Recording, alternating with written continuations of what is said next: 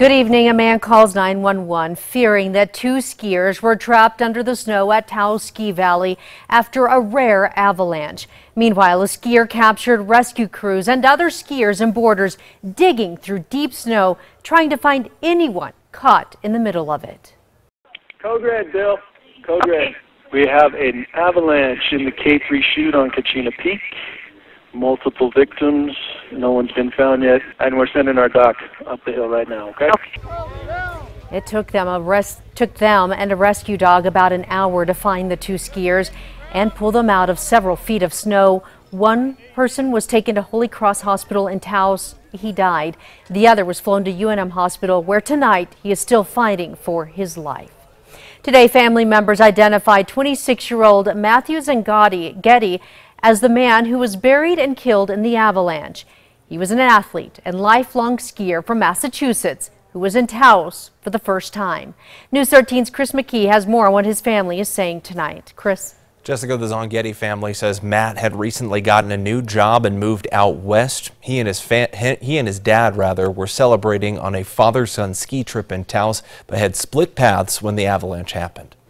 Skiing has been a passion of Matt since he was 4. And we were best friends. He was my world. I love him. From their Massachusetts home, family and friends of Matt Zangetti are remembering the 26-year-old who died in the Taos Ski Valley avalanche yesterday. My brother was perfect. Zangetti was a Massachusetts native, and his family says he was a lifelong athlete who played football and lacrosse, but was always an avid skier. He was in Taos for the first time, a place Matt and his dad always wanted to visit. Just recently moved to Denver.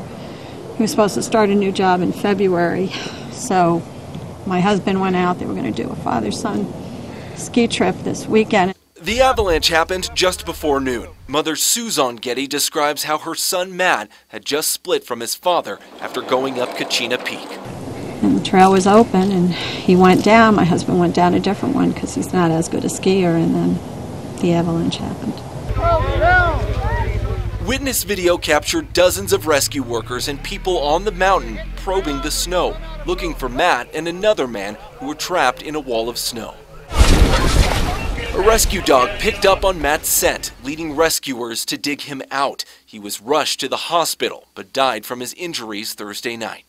He was the most optimistic person, most dependable, caring person anyone could ever meet. Matt Zangetti's father was not caught in the avalanche, and he is okay. The family says Zangetti did not know the second person who was injured, and that person remains in critical condition at UNMH. Jessica. All right, thank you, Chris. We still don't know what triggered the avalanche.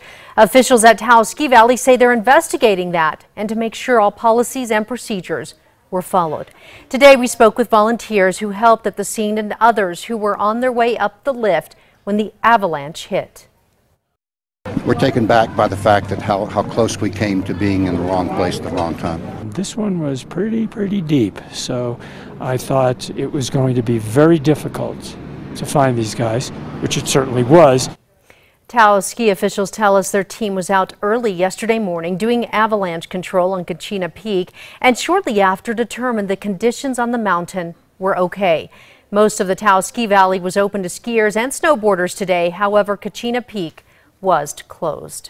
Stay tuned to News 13 as we bring the latest developments, including how the avalanche happened and the identity of the surviving skier.